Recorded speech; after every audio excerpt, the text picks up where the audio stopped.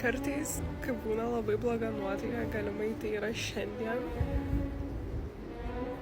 aš tiesiog pamirštu šiaip, kur aš esu ir kaip aš esu. Atrodo, mes ant tiek esame įlindę savo emocijas, tiesiog, kartais reikia išlyst. Tiesiog išimti save iš tos jūros emocijų, kuriuose skendi. Ta prasme, kalnai matos aplinkui, čia kaktusiukai žydi. Ta prasme, ir tu kartais galvoji, kaip žmogus, kaip blogai.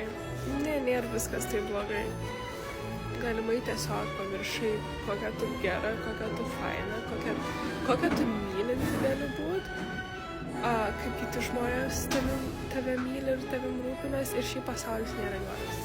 Nežinau kodėl, bet aš labai dabar norėjau iš to pasidalinti, nes tai yra ir man priminimas. Šiaip žiauriai viskas bus gerai. Tiesiog kartais reikia išbūt tame nejaukume, kad nefaina momentas.